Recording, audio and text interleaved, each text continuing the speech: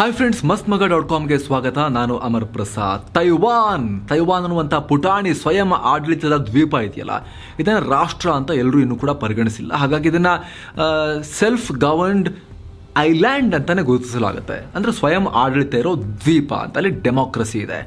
ಇಂತಹ ತೈವಾನ್ ಇತಿಹಾಸದುದ್ದಕ್ಕೂ ಪಕ್ಕದಲ್ಲೇ ಇರುವಂಥ ದೊಡ್ಡ ಚೀನಾವನ್ನು ಎದುರು ಹಾಕೊಂಡು ಸೆಟದು ನಿಲ್ಲುತ್ತೆ. ಅದು ಹೆದರಲ್ಲ ಇವರು ಚೀನಾಗೆ. ಇಷ್ಟು ಸಣ್ಣದೊಂದು ದ್ವೀಪ ರಾಷ್ಟ್ರ, ಅಷ್ಟೊಂದು ಧೈರ್ಯ ಯಾಕೆ ಅವ್ರಿಗೆ? ಅಷ್ಟು ಶಕ್ತಿಶಾಲಿನ ಅವರು. ಚೀನಾದ ಜನರು ಶ್ರೀಮಂತರ, ತೈವಾನ್ ಜನರು ಶ್ರೀಮಂತರ. ಚೀನಾ ಶ್ರೀಮಂತ ರಾಷ್ಟ್ರನ, ತೈವಾನ್ ಶ್ರೀಮಂತ ರಾಷ್ಟ್ರನ. ಇಷ್ಟು ಚಿಕ್ಕ ದ್ವೀಪ ಆದರೂ ಕೂಡ ತೈವಾನ್ ವಿಶ್ವದಲ್ಲಿ ಎಲ್ಲರ ಕಣ್ಣು ಕುಕ್ಕೋ ರೀತಿ ಬೆಳೆದಿದ್ದು ಹೇಗೆ? ಅದರ ಆರ್ಥಿಕ ಶಕ್ತಿ ಏನು? ಅದರ ಸೇನಾ ಶಕ್ತಿ ಏನು? ಇಷ್ಟು ದೊಡ್ಡ ದೈತ್ಯ ಶಕ್ತಿ ಆಗಿದ್ರೂ ಕೂಡ ಚೀನಾ ತೈವಾನ್ ಮೇಲೆ ದಾಳಿ ಮಾಡಿ ವಶಪಡಿಸ್ಕೊಳ್ಳಿಕ್ಕೆ ಹಿಂದೇಟು ಹಾಕೋದು ಯಾಕೆ? ಚೀನಾಗೆ ಹೆದರಿಕೆ ಯಾಕೆ? ಎಲ್ಲವನ್ನ ಕೂಡ ಈ ವರದಿಯಲ್ಲಿ ಎಕ್ಸ್ಪ್ಲೇನ್ ಮಾಡ್ತಾ ಹೋಗ್ತೀವಿ. ಕಡತನಕ ಗಮನ ಇಟ್ಟು ನೋಡ್ತಾ ಹೋಗಿ. ನೀವಿನ್ನೂ ಕೂಡ ನಮ್ಮ ಚಾನಲ್ಗೆ ಸಬ್ಸ್ಕ್ರೈಬ್ ಮಾಡಿಲ್ಲ ಅಂದರೆ ಈ ಕೂಡಲೇ ಸಬ್ಸ್ಕ್ರೈಬ್ ಮಾಡಿ, ಪಕ್ಕದ ಬೆಲ್ ಐಕಾನ್ನಲ್ಲಿ ಕ್ಲಿಕ್ ಮಾಡೋದನ್ನು ಮರಿಬೇಡಿ ಅಂತ ನಿಮ್ಮಲ್ಲಿ ನಮ್ಮ ಮನವಿ. ಸ್ನೇಹಿತರೆ, Taiwan highly developed economy. Developing ಅಲ್ಲ ಅಥವಾ ಅಂಡರ್ ಡೆವಲಪ್ಡು ಅಲ್ಲ, ಹೈಲಿ ಡೆವಲಪ್ಡ್ ಎಕಾನಮಿ ಅಂದರೆ ಅತ್ಯಂತ ಮುಂದುವರಿದ ಆರ್ಥಿಕತೆ ತೈವಾನ್. ಏಷ್ಯಾದಲ್ಲೇ 8ನೇ ಅತಿ ದೊಡ್ಡ ಆರ್ಥಿಕತೆ ಸೈಜ್ನಲ್ಲಿ. ಇಷ್ಟು ಚಿಕ್ಕ ದ್ವೀಪ ಆದರೂ ಕೂಡ ಇಡೀ ಪ್ರಪಂಚದಲ್ಲಿ 18ನೇ ದೊಡ್ಡ ಆರ್ಥಿಕತೆ ಈ ಪರ್ಚೇಸಿಂಗ್ ಪವರ್ ಪ್ಯಾರಿಟಿ ಲೆಕ್ಕದಲ್ಲಿ ನೋಡಿದಾಗ. ಹಾಗೆ ನಾಮಿನಲ್ GDP ಲೆಕ್ಕದಲ್ಲಿ ನೋಡಿದ್ರೂ ಕೂಡ ತುಂಬಾ ಕಮ್ಮಿ ಏನಿಲ್ಲ. 21ನೇ ಅತಿ ದೊಡ್ಡ ಆರ್ಥಿಕತೆ ಜಗತ್ತಲ್ಲಿ ತೈವಾನ್ದು. ಇದೇನು ಕಮ್ಮಿ ಅಲ್ಲ, ಇದು ಬರೀ 2.36 ಕೋಟಿ, 2,36,00,000 ಪಾಪ್ಯುಲೇಷನ್ ಇರೋದು ಅಷ್ಟೇ. ಇಷ್ಟು ಸಣ್ಣ ಕಂಟ್ರಿ, ಎಷ್ಟು ಕಮ್ಮಿ ಜನಸಂಖ್ಯೆಗೆ ವಿಶ್ವದಲ್ಲೇ 21ನೇ ಅತಿ ದೊಡ್ಡ ಆರ್ಥಿಕತೆ ಅಂತ ಹೇಳಿದ್ರೆ ಅಲ್ಲಿನ ಜನ ತುಂಬಾ ಶ್ರೀಮಂತರಿದ್ದಾರೆ ಅಂತ ಅರ್ಥ, ತುಂಬಾ ಬೆಳೆದಿರೋ ಆರ್ಥಿಕತೆ ಅಂತ ಅರ್ಥ. ಸ್ನೇಹಿತರೆ, ಸಿಂಪ್ಲಿ ಭಾರತಕ್ಕೆ ಮತ್ತು ಚೀನಾಗೆ ಕಂಪೇರ್ ಮಾಡಿ ನೋಡಿದ್ರು ಕೂಡ ನೋಡಿ, ಭಾರತದಲ್ಲಿ ಪ್ರತಿ ವರ್ಷ ಒಬ್ಬ ವ್ಯಕ್ತಿ ಎಷ್ಟು ಆದಾಯವನ್ನು ಗಳಿಸ್ತಾನೆ ಆವ್ರೇಜ್ ಆಗಿ ತೆಗೆದಾಗ $2,543, ಅಂದರೆ ಸುಮಾರು 2 ಲಕ್ಷ ರೂಪಾಯಿ ಆಯಿತು. ಆವ್ರೇಜ್ ಹೇಳ್ತಾ ಇದ್ದೀವಿ, ಆವ್ರೇಜ್ ಲೆಕ್ಕ. ಅದೇ ತೈವಾನ್ನಲ್ಲೆಷ್ಟು? $33,649, ಅಂದರೆ $26,49,068 ರೂಪಾಯಿ ಪ್ರತಿಯೊಬ್ಬ ವ್ಯಕ್ತಿಯ ಆವ್ರೇಜ್ ಆದಾಯ ಅಲ್ಲಿ. ಆವ್ರೇಜ್. ಚೀನಾ ತೈವಾನ್ಗಿಂತ ತುಂಬ ಕಮ್ಮಿ ಇದೆ, ಆದರೆ ಭಾರತಕ್ಕಿಂತ ಬಹಳ ಬೆಟರ್ ಇದೆ. ಚೀನಾದು $14,096, ಅಂದರೆ $11,10,807 ರೂಪಾಯಿ. ನೋಡಿ, ಇಲ್ಲಿ ಭಾರತೀಯರ ಆದಾಯ ತೈವಾನ್ ಜನರ ಆದಾಯಕ್ಕಿಂತ 14-15 ಪಟ್ಟು ಕಮ್ಮಿ ಇದೆ. ನಮ್ಮ ಆದಾಯ ಚೀನಾ ಜನರ ಆದಾಯಕ್ಕಿಂತ ಸುಮಾರು 6-7 ಪಟ್ಟು ಕಮ್ಮಿ ಇದೆ. ಏನೋ ದೇಶದ ಜನ ಎಷ್ಟು ಆರಾಮಾಗಿದ್ದಾರೆ, ಅವರ ಆರೋಗ್ಯ, ಶಿಕ್ಷಣ, ಅವರ ಲಿವಿಂಗ್, ಅವರ ಬದುಕೋ ರೀತಿ, ಜೀವನ ಮಟ್ಟ ಎಷ್ಟು ಸುಧಾರಿಸಿದೆ ಅನ್ನೋದನ್ನು ಅಳಿಯೋಕ್ಕೆ ನಾವು ಹ್ಯೂಮನ್ ಡೆವಲಪ್ಮೆಂಟ್ ಇಂಡೆಕ್ಸ್ ಅನ್ನುವಂಥ ಒಂದು ಇಂಡೆಕ್ಸ್ನ ಲೆಕ್ಕ ತಗೋತೀವಿ. ಅದರಲ್ಲಿ ಥಾಯ್ಲ್ಯಾಂಡ್ದು ವೆರಿ ಹೈ ಅಂತ ಬರುತ್ತೆ, ಅಂದರೆ ಅತ್ಯುನ್ನತ ಮಟ್ಟದ ಜೀವನ ಅಲ್ಲಿನ ಜನರಿಗಿದೆ ಅಂತ. ಇಡೀ ಜಗತ್ತಲ್ಲಿ 23ನೇ ರ್ಯಾಂಕ್ ತೈವಾನ್ ಜನರದು. ಆದರೆ ಭಾರತದ್ದೆಷ್ಟು? ಭಾರತ ವೆರಿ ಹೈನೂ ಇಲ್ಲ, ಹೈನೂ ಇಲ್ಲ, ಮೀಡಿಯಮ್ ಇದೆ ನಮ್ಮದು. ನಾವು 131ನೇ ರ್ಯಾಂಕ್ ಈ ಹ್ಯೂಮನ್ ಡೆವಲಪ್ಮೆಂಟ್ ಇಂಡೆಕ್ಸ್ನಲ್ಲಿ. ಚೀನಾ ಎಲ್ಲ ಬರುತ್ತೆ. ಚೀನಾದು ಮೀಡಿಯಮೂ ಅಲ್ಲ, ವೆರಿ ಹೈನೂ ಅಲ್ಲ, ಮಧ್ಯದಲ್ಲಿ ಹೈ ಇದೆ ರ್ಯಾಂಕಿಂಗ್. 85ನೇ ರ್ಯಾಂಕ್ನಲ್ಲಿ ಚೀನಾ ಬರುತ್ತೆ. ತೈವಾನ್ನ ಕರೆನ್ಸಿ ನ್ಯೂ ತೈವಾನೀಸ್ ಡಾಲರ್. ಏನು, ತೈವಾನ್ ಆರ್ಥಿಕತೆ ಇಷ್ಟೆಲ್ಲ ಶ್ರೀಮಂತವಾಗಿದೆ, ಇಷ್ಟೊಂದು ಶ್ರೀಮಂತ ಜನ ಅಲ್ಲಿದ್ದಾರೆ ಅಂದರೆ ಎಲ್ಲಿಂದ ದುಡ್ಡು ಬರುತ್ತೆ ಅವರಿಗೆ? ಅವರ GDPಗೆ ಕೊಡುಗೆ ಕೊಡುವ ಅತಿ ಹೆಚ್ಚಿನ ಕೊಡುಗೆ ಕೊಡುವಂಥ ಕ್ಷೇತ್ರಗಳು ಯಾವುದು? ಕೃಷಿಯಿಂದ ಕೇವಲ 1.8% ಮಾತ್ರ. ಇಂಡಸ್ಟ್ರಿಯಿಂದ, ಕೈಗಾರಿಕೆಗಳಿಂದ 36% ಬರುತ್ತೆ. ಹಾಗೆ ಸರ್ವಿಸ್ ಸೆಕ್ಟರ್ನಿಂದ, ಅಂದರೆ ಸೇವಾ ವಲಯದಿಂದ 62.1% ಕೊಡುಗೆ ಬರುತ್ತೆ. ಇನ್ನು ತೈವಾನ್ನಲ್ಲಿ ನಿರುದ್ಯೋಗಿಗಳ ಸಂಖ್ಯೆ ಕೂಡ ತುಂಬ ಕಮ್ಮಿ.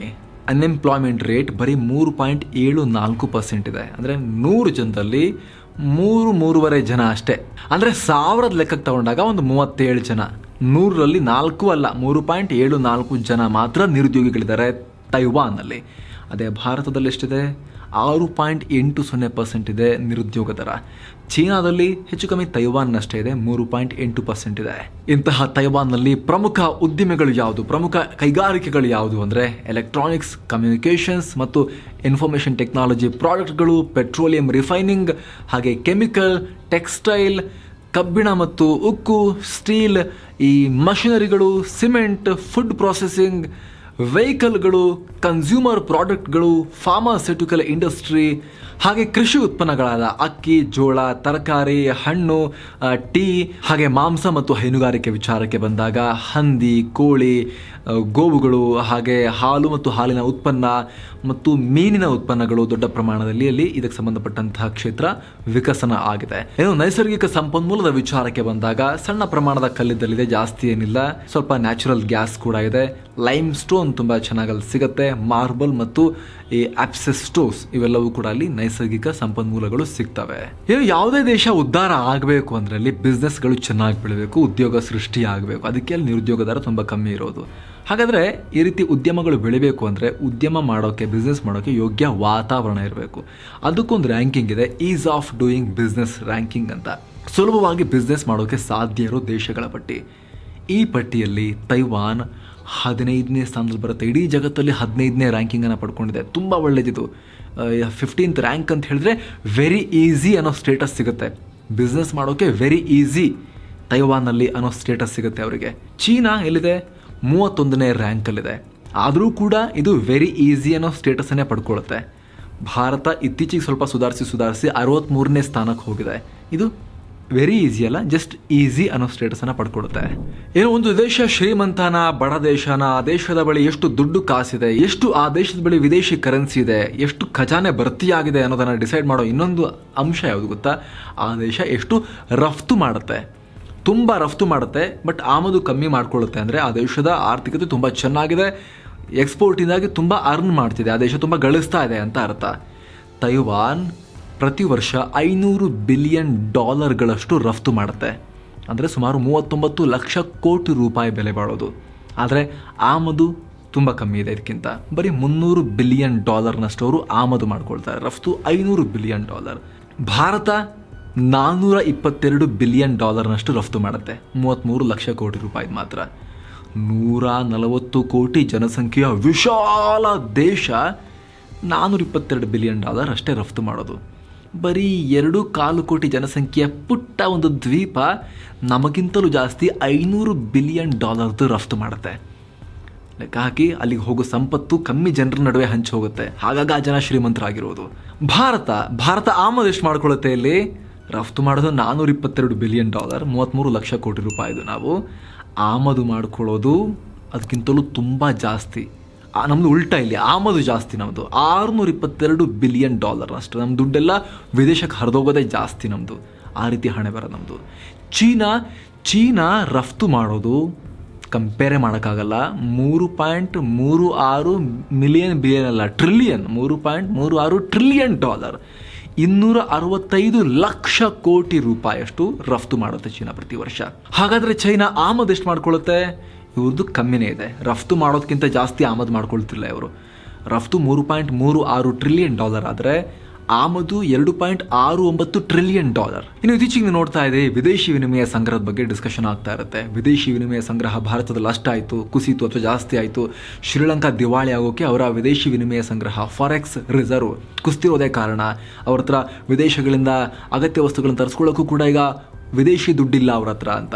ಪಾಕಿಸ್ತಾನ ಕೂಡ ವಿದೇಶಿ ದುಡ್ಡಿಲ್ಲದೆ ಫಾರೆಕ್ಸ್ ಖಾಲಿ ಆಗ್ತಾ ಹೋಗ್ತಿದೆ, ಕುಸಿತಾ ಇದೆ ಅಂತ ಕೇಳ್ತಾ ಇರ್ತೀರಿ.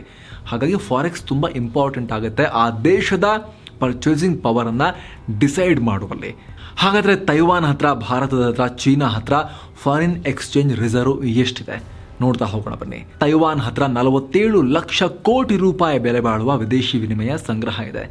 ಭಾರತದ ಹತ್ರ 50 ಲಕ್ಷ ಕೋಟಿ ರೂಪಾಯಿ ಬೆಲೆ ಬಾಳುವ ವಿದೇಶಿ ವಿನಿಮಯ ಸಂಗ್ರಹ ಇದೆ.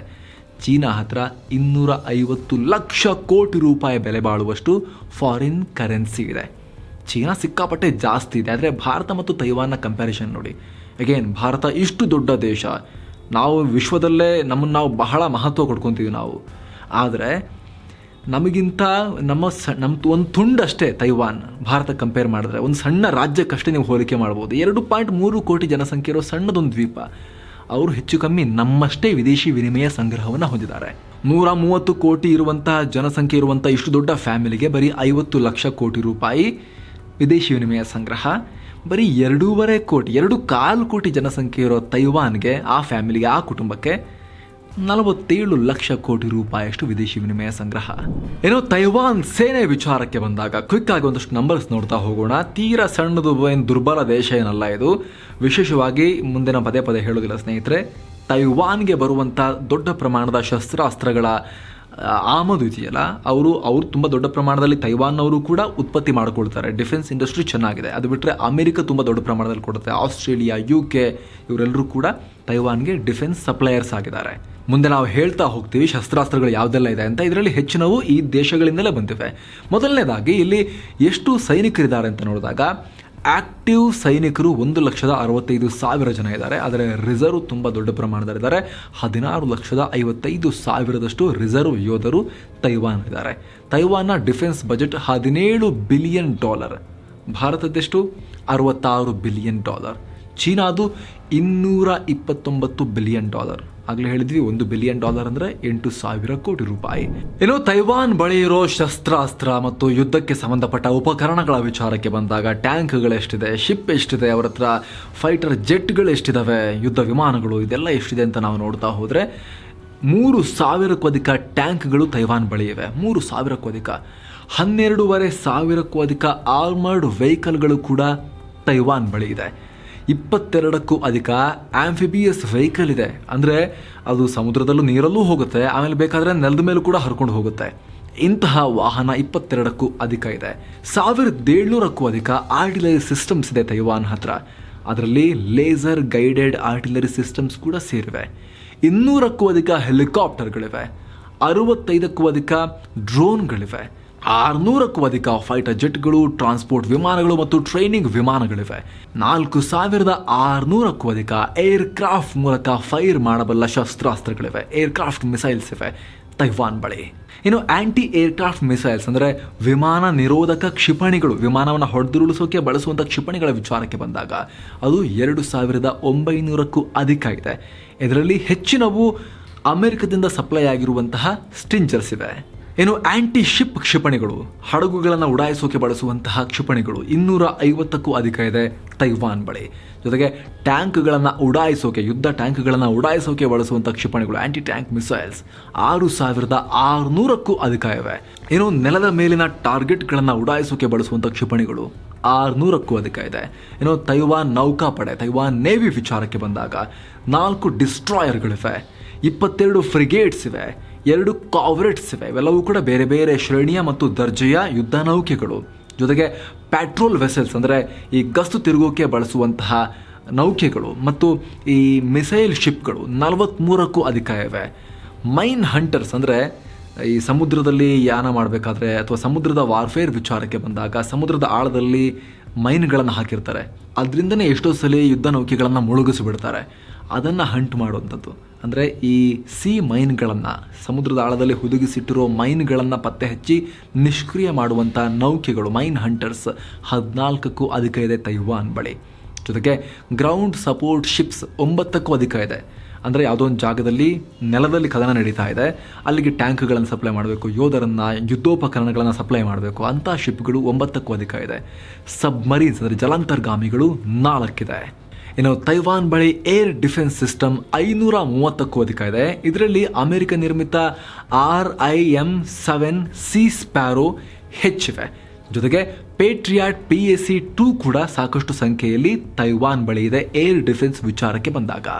ಏನು ಸ್ನೇಹಿತರೆ, ತೈವಾನ್ ಬಳಿ ನ್ಯೂಕ್ಲಿಯರ್ ಅಸ್ತ್ರ ಇಲ್ವಲ್ಲ, ಎಲ್ಲ ಇದ್ರೇನು ಚೀನಾ ಬಳಿ ಇದೆ, ಎಲ್ಲ ಇದ್ರೂ ಕೂಡ ಇವ್ರ ಹತ್ರ ಅದೇ ಇಲ್ವಲ್ಲ, ತೈವಾನ್ ಬಳಿ ಈ ನ್ಯೂಕ್ಲಿಯರ್ ಅಸ್ತ್ರಗಳೇ ಇಲ್ವಲ್ಲ, ಕಷ್ಟ ಅಲ್ವಾ ಅವರಿಗೆ ಅನ್ನೋ ಪ್ರಶ್ನೆ ನಿಮಗೆ ಮೂಡ್ಬೋದು. ತೈವಾನಿಗೆ ಬಹಳ ಆಸೆ ಇತ್ತು ಅಣ್ವಸ್ತ್ರಗಳನ್ನು ಗಳಿಸ್ಕೋಬೇಕು, ಒಂದ್ಸಲ ಇದು ಸಿಕ್ಕಿಬಿಟ್ರೆ ಚೀನಾ ನಮ್ಮನ್ನು ಆಮೇಲೆ ಏನೂ ಮಾಡೋಕ್ಕಾಗಲ್ಲ ಅಂತ ಆಸೆ ಇತ್ತು. ಅದಕ್ಕೆ 2-3 ಬಾರಿ ಹತ್ತಿರ ಹೋಗಿತ್ತು ಅಣ್ವಸ್ತ್ರಗಳನ್ನು ಗಳಿಸೋಕೆ ತೈವಾನ್. ಆದರೆ ಅಮೆರಿಕ ಎಲ್ಲ ರೀತಿಯಲ್ಲೂ ಸಪೋರ್ಟ್ ಮಾಡುತ್ತೆ ತೈವಾನ್ಗೆ, ಆದರೆ ಅಣ್ವಸ್ತ್ರ ವಿಚಾರದಲ್ಲಿ ಮಾತ್ರ ಸಪೋರ್ಟ್ ಮಾಡಲ್ಲ. ಪ್ರತಿ ಸಲ ಅವ್ರು ಹತ್ತಿರ ಹೋಗಿ ಇನ್ನೇನು ಅಚೀವ್ ಮಾಡ್ತಾರೆ ಅನ್ನೋಷ್ಟರಲ್ಲಿ ಅಮೆರಿಕ ಮಧ್ಯ ಬಂದು ಪ್ರೆಷರ್ ಹಾಕಿ ಅದೆಲ್ಲವನ್ನು ಕೂಡ ಕ್ಯಾನ್ಸಲ್ ಮಾಡಿಸಿದೆ. ಅವರ ಪ್ರೋಗ್ರೆಸ್ ಅಂದರೆ ಆಲ್ಮೋಸ್ಟ್ ಹತ್ತಿರ ಹೋಗಿದ್ರಲ್ಲ, ಮತ್ತೆ ಅದನ್ನೆಲ್ಲ ಕ್ಯಾನ್ಸಲ್ ಮಾಡಿ ನಾಶಪಡಿಸಿ, ಆ ಎಲ್ಲ ಪ್ಲಾನನ್ನೇ ನಾಶಪಡಿಸಿ, ಟೆಕ್ನಾಲಜಿನ ನಾಶಪಡಿಸಿ, ಇಲ್ಲ ನೀವು ಅಣ್ವಸ್ತ್ರವನ್ನು ಗಳಿಸೋದು ಬೇಡ, ಇದರಿಂದ ಪರಿಸ್ಥಿತಿ ಉದ್ವಿಗ್ನ ಆಗುತ್ತೆ, ಜಾಗತಿಕ ಶಾಂತಿ ಹಾಳಾಗುತ್ತೆ ಅಂತ ಅಮೆರಿಕ ಬಿಡ್ತಾ ಇಲ್ಲ. ತೈವಾನ್ಗೆ ಅಣ್ವಸ್ತ್ರ ಗಳಿಸೋಕೆ ಅಮೆರಿಕ ಬಿಡ್ತಾ ಇಲ್ಲ. ಸೊ ಫ್ರೆಂಡ್ಸ್, ಇದಾಗಿತ್ತು ಪುಟಾಣಿ ದ್ವೀಪ ತೈವಾನ್. ಎಷ್ಟು ಪುಟಾಣಿ ಆಗಿದ್ರೇನು ಮೂರ್ತಿ ಚಿಕ್ಕದಾದ್ರೂ ಕೀರ್ತಿ ದೊಡ್ಡದು ಅನ್ನೋ ರೀತಿಯಲ್ಲಿ ಎಷ್ಟು ದೊಡ್ಡ ಆರ್ಥಿಕ ಶಕ್ತಿಯಾಗಿದೆ, ಎಷ್ಟು ದೊಡ್ಡ ಸೈನಿಕ ಶಕ್ತಿಯಾಗೂ ಇದೆ ಅನ್ನೋದನ್ನ ಎಕ್ಸ್ಪ್ಲೇನ್ ಮಾಡೋ ಪ್ರಯತ್ನ. Thank you so much. ಮತ್ತೆ ಭೇಟಿ ಆಗ್ತಿರೋಣ. ನಮಸ್ತೆ.